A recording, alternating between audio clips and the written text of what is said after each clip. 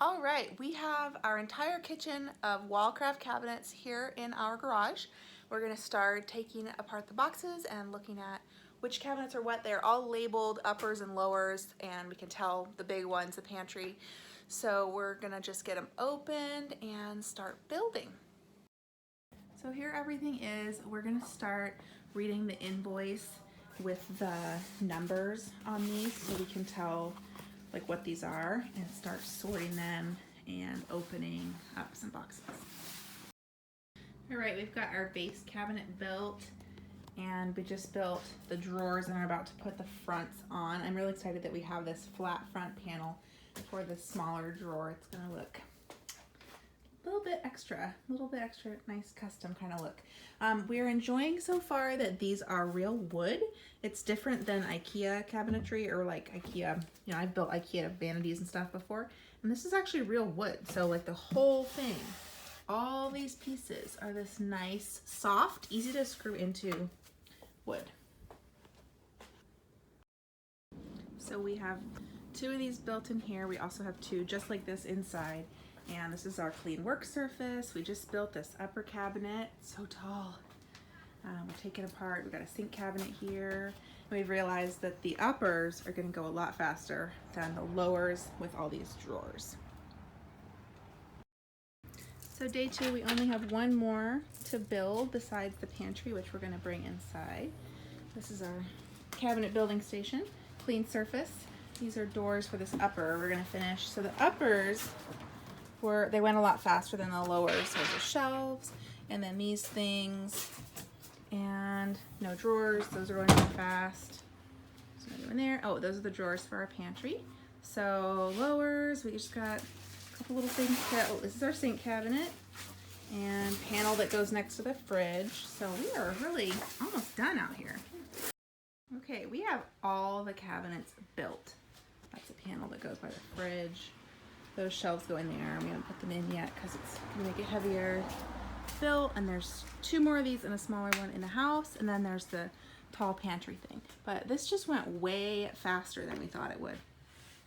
Crazy. All right, we are starting demo here. We took down this cabinet, taking these down. Gonna have to turn off the power to deal with this, and take switch plates off, and we're gonna take out these baseboards and see if we can reuse them. Lots to tear apart. Oh yeah, and then this floor.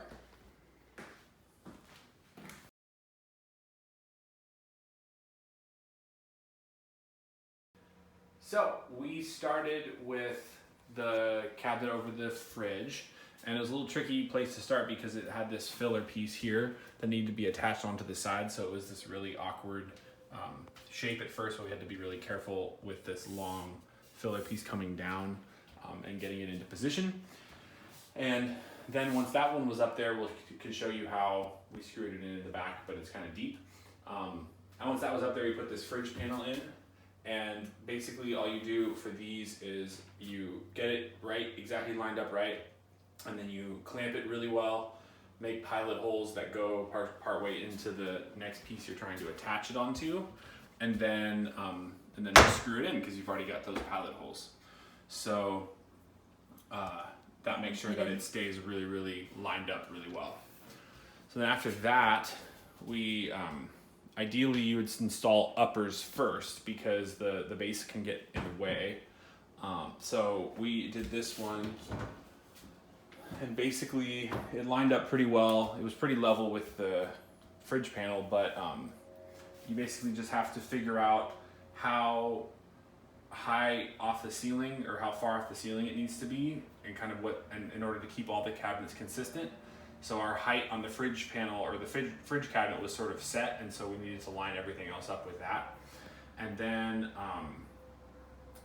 you basically create a level line below, and then lift the cabinet into place, get it level on that line, and then screw it in. But we had to also find the studs first, so you can see that it's not really screwed in over far in the corner, it's screwed in more in the middle because that's where the studs are. These are our stud marks.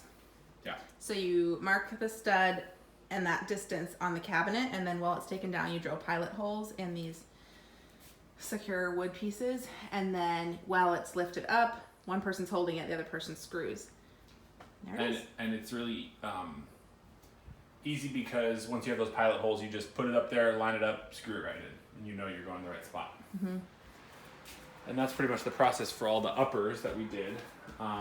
Then for this row, you again had to line up and attach this cabinet to the fridge panel here, but then also make sure it's level, kind of brace it off the wall correctly, make sure it's level in all three planes basically. So you're making sure that it's not tipping, it's level front to back, and it's also facing straight out from the wall. So all that stuff has to be level.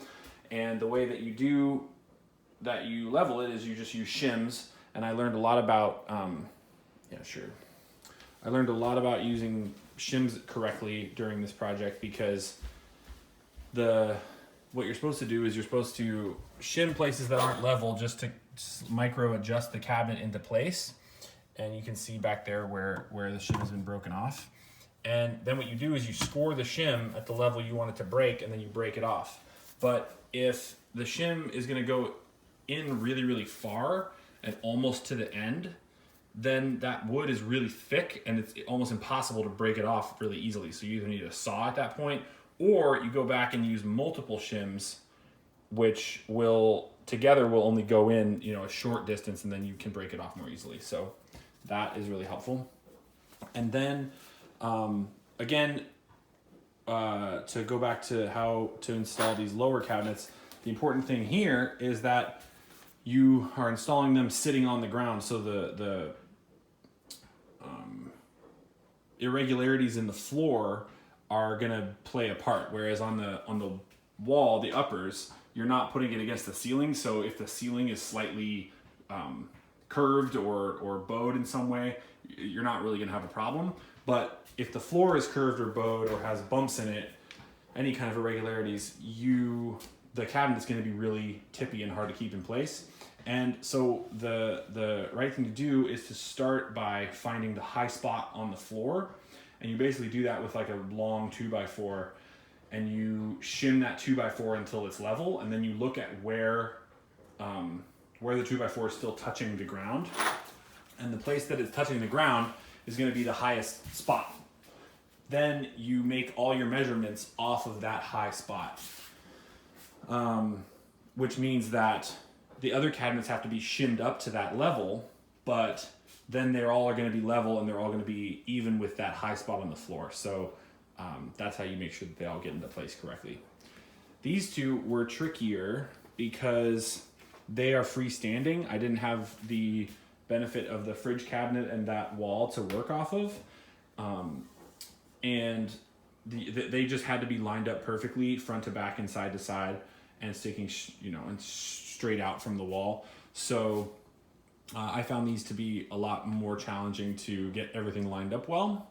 But eventually, with the combination of shimming and tilting and using the line on the wall, you can actually see that the line I had drawn was a little bit off, and the cabinet is level. The line was a little bit off. So that was, again, part of the preparation that made things difficult. So then we also added these filler pieces in here just to go and make the range not have a big gap on either side. But other than that, it basically, you just repeat the process. You screw in with pilot holes and clamps, and you attach the cabinet at the front. Then you have your studs and you screw it in at the back. And as long as everything is shimmed into place and level, then screwing it in shouldn't move anything, and it should just sit exactly where it's supposed to sit. Yeah, so this is pretty much the only stuff that you need other than a drill, some good bits, Long level. and a longer level. Yep. Cool. So to install these, we just use these basic construction screws. They have this star tip, so you have to have the right bit on your drill. But that was it, and the shims, and then a whole mess of tools that we've been moving around over there. como que la subes. Ok. Así, o cercada. Ahí. Hasta. Ahora sí. ¿Y ahora sí? Ahí.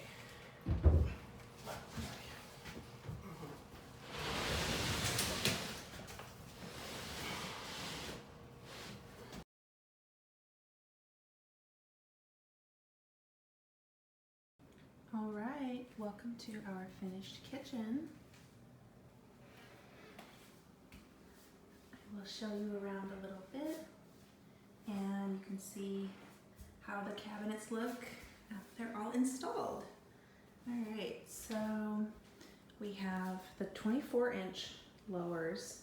We have 4 of those, and then we have one 15-inch lower. Still need to organize them. This one has a child safety thing on it. All right. Soft close. There we go. And the uppers. I'm really still organizing these, but I will show you guys. So hinges, and just screwed the knobs in. Everything is working really well. This we built. I have a tutorial for that. So it's actually a very slightly different color than this because I just didn't even try to match it. And so it's a different texture too. But it fits in. We love this, and this looks so good with the fridge. This panel that hides the side of it. Love that. And here's our pantry, which has been such a treat for me. These pullouts, also not really organized, but these are just so great. Store so much stuff. And then we do have shelves up top and some baskets. So still working on all that fun organization stuff. Loving the cabinets. I'm so glad that we did this little one here. This is a 15-inch wide upper cabinet for our coffee. And we did that because we're concealing some wire type things up there, and I was gonna do open shelves for this whole thing, but then we realized we had to cover that up. And so with a little filler panel and then the cabinet, it covers it perfectly. And I love the custom look that it has. And we still have open shelving, but not, too much of it. So really, really excited how that turned out.